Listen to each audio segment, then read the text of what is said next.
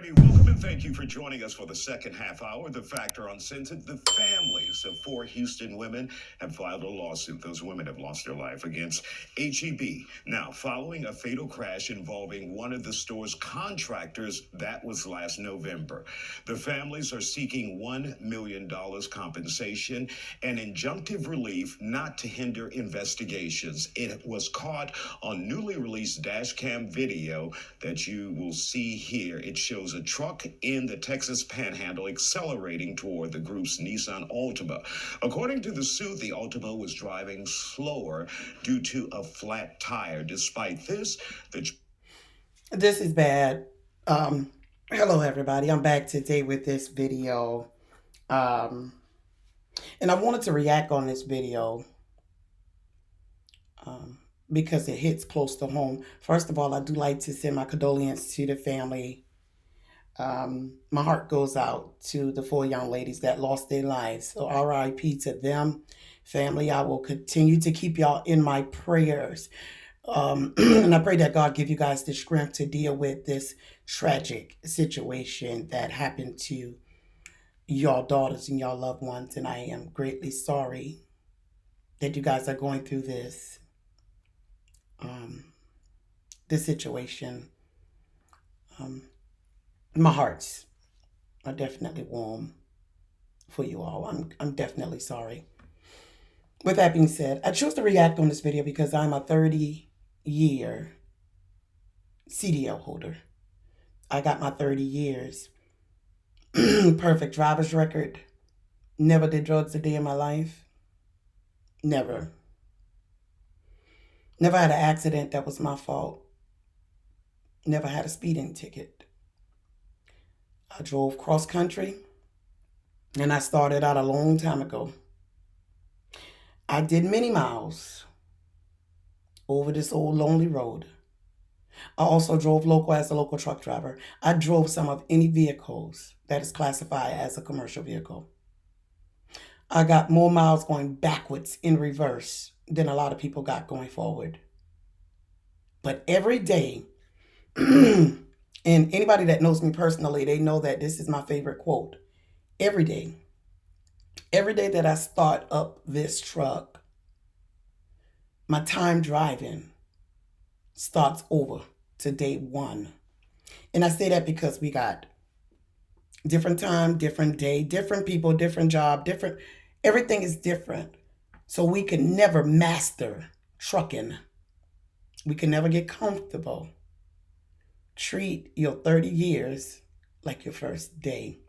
With that being said, I want to jump into this video and give my reaction and figure out what do you guys as the people is thinking. This is bad.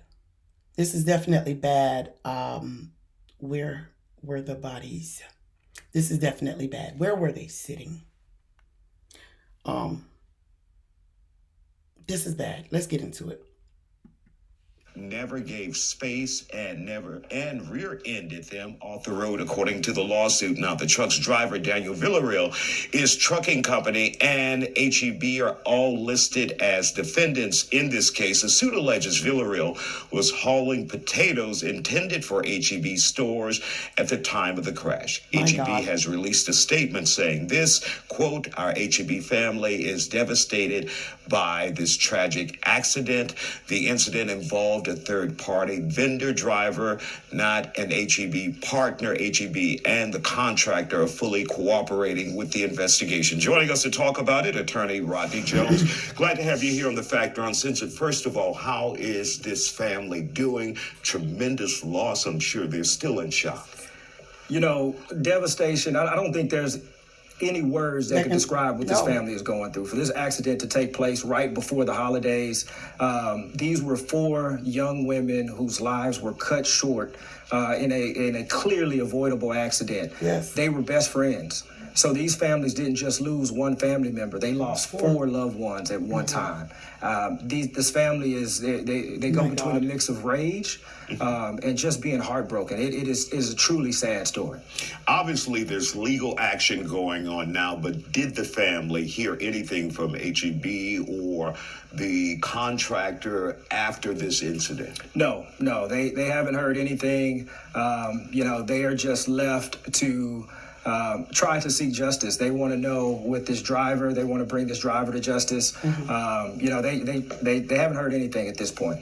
And when you talk about injunctive relief, not to interfere or hinder the investigation, explain that to the viewer. Yeah, so injunctive relief, we want to make sure that this evidence is not tampered with.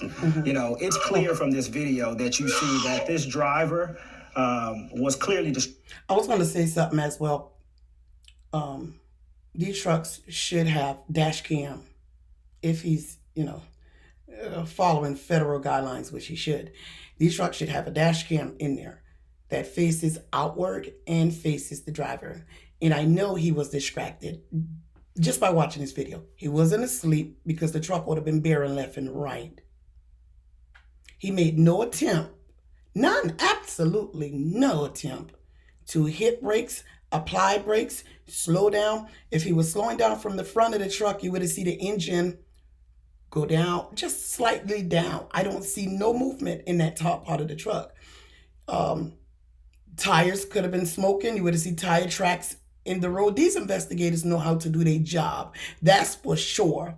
But from a driver standpoint, that hood would have went down a little bit if he hit any brakes. You can clearly see that he did not made any attempt. Yes, he was distracted. He wasn't asleep. He did not reach down on the floor to pick up anything because that's a long stretch that he was driving to pick up something off the floor.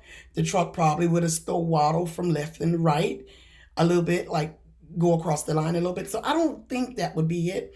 I think he was very comfortable. He had his cruise control on because he wasn't losing speed. He wasn't gaining speed. He kept that same course. Cruise control on. He's sitting in that driver's seat, probably watching videos or watching TV, and he got too comfortable.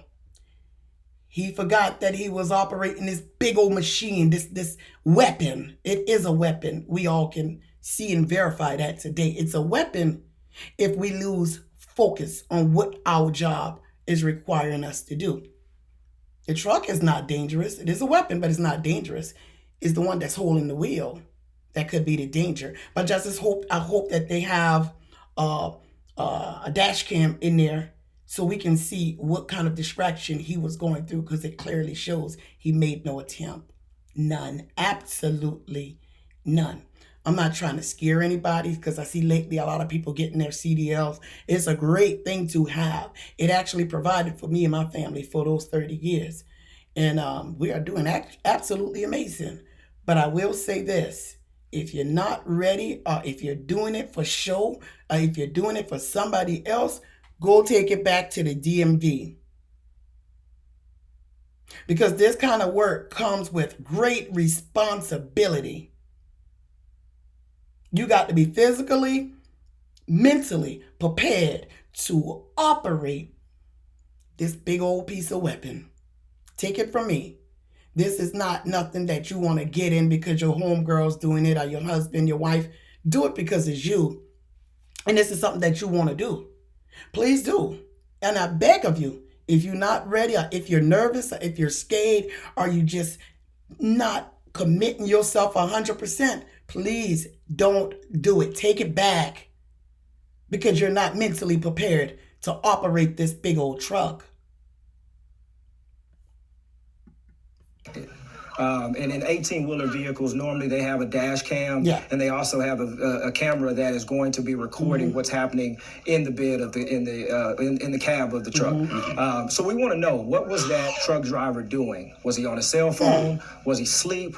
Was he bending over to pick up something? Because clearly he didn't. I have to stop it again, guys. That's not a phone call conversation. We have these little things. That's not a phone call conversation. This is where we should be on the phone using these if we're going to use it. He was not on a phone call because you still would be in control. You still can talk on the phone. So don't take that away from us. You still can talk on the phone and do your job when it comes to this piece of equipment. It was not that. He was good and comfortable in his driver's seat, cruise control on, watching videos and he got distracted. I'm willing to bet you. An attempt to avoid this vehicle, didn't attempt to slow down, so he was clearly distracted. Obviously, you have to go through discovery to figure out more about that driver and his history. Do you know anything as of yet? One more thing, guys. Let me say this before we jump too far in. As a CDL driver, we are trained to take a look at the big picture. That's what we call it, the big picture. Taking a look at the big picture means this. You sit high than the average vehicle so we can look further ahead. We don't just look at the car right in front of us. We are looking way down the road as well so we can properly prepare ourselves. Anytime you start up this truck and you're running, always have an escape plan. An escape plan. If you're not familiar with that terminology, if something happened in front of you, you're looking for a way out. That's what an escape plan is. He had a truck on the side of him, but he could have slowed down and escaped that situation. That's an escape plan, escape route, whatever you guys call it. We're looking for a way to avoid a situation like this. He could have went to the right side, the shoulder of the road. There's a lot of ways he could avoid this accident. He could have slowed down, but he failed to use any safety precaution when it comes to avoiding this accident. It was definitely preventative. His life should not be taken away on this day. And what is HEB saying, if anything? Yeah, HEB just put out this statement clearly saying that it is a devastating accident. From our background information so far, this driver probably should not have even been on the road. It's our understanding that he's had several speeding tickets. He's had prior cases of rear-end accidents. So that's one of the main things that we want to look into is their hiring guidelines, right? Why was this driver even on the road with this checkered background? So the question is, and HEB made it clear, and I don't want to say they're trying to distance themselves from the driver, but they said he is not an HEB partner, a contractor. Yeah. So would they be responsible for? They should not be responsible because he's a contractor. He's contracted out. He just hauling materials to them. That's not their truck. That's a contractor truck, whether it's his homeboys, his buddies, his friends, his brother, his sister. That should not be tied into the warehouse. That's totally different. But we'll see. Their contractor hiring this driver, or if this driver was a contractor. Through this discovery, we're going to go through and see exactly what their guidelines are in terms of picking contractors, putting trucks on the road, and also making sure that these trucks and drivers are qualified. So yes, we're going to go after everyone who had any involvement with putting this truck on the road and claiming these 4 lives. Now, what kind of time frame are we looking at this case? We know civil litigation takes a long time, and the family will have to wait for that justice. But how long do you think before this actually ends up in the courtroom in front of a judge and jury? I don't know the answer to that question, but with something like this, where it is clear that this 18-wheeler was at fault and was clearly grossly negligent, I would hope that HEB, Parkway, and Scrappy Trucking would do the right thing and try to resolve this case as soon as possible to avoid keeping these families going through what they're going through for any longer. All right, sir. Thank you for joining us here on The Factor Uncensored, and we read HEB's statement earlier in this broadcast. This is rough.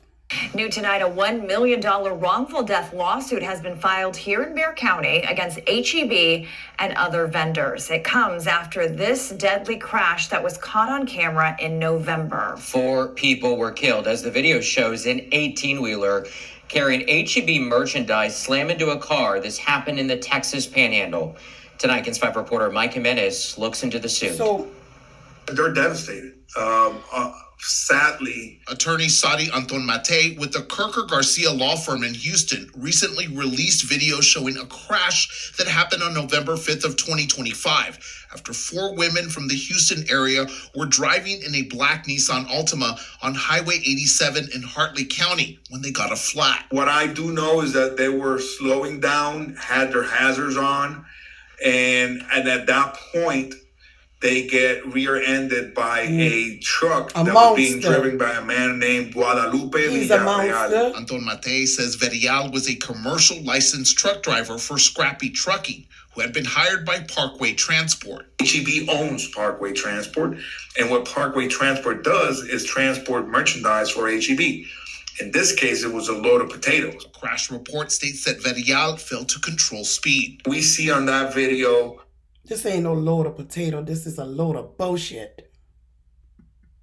no indication that he attempted to slow None. down, which is in our mind is dead a giveaway that he was not paying attention. No. Anton Mate says that they have sent HEB attorneys letters so they can examine the 18-wheeler. We're going to be able to see the speeds, the acceleration rates. We're going to be able to measure the force of the impact. We're going to be able to see if he even tried to He didn't. press on the brakes. The crash killed 19-year-old Lakeisha Brown Jesus and 30-year-old Brianna Brantley, who are represented by Anton Mate, as well as 20-year-old Mayunique Johnson and 27-year-old Taylor White. The lawsuit is seeking $1 million in compensation, but Anton Mate estimates a jury could award a $100 to $200 million verdict. They're going to tell us what they think a just compensation is to compensate the 4 families that lost these beautiful young ladies. Now, the crash report also says that Verial was charged with criminally negligent homicide. Now, of course, we did reach out to HEB for comment. You should. They sent us a statement that reads in part, our HEB family is devastated by this tragic accident, and HEB and the contractor are fully cooperating with the investigation. Mike Jimenez, KINS 5. Yo, this is New tonight, this a is one- one of the hardest things to watch. My heart again goes out to these family. I pray for healing in the mighty name of Jesus and victory to be y'all's in the glory to God. Let me say this. It's not no decimal point, no comma, not enough money in the world to replace these 4 lives. The family know that and understand that. But it will definitely help them through the process of healing. So again, I do send my deepest condolences out to the 4 family that is involved. And I pray that victory will be y'all's. I'm going to keep following up on these videos and this situation so I can bring y'all more content about this video, about this situation. Y'all don't want to miss it. I will post a video from the family here pretty soon. And we can definitely just keep this story alive. Stick with me, y'all. See y'all in the next video.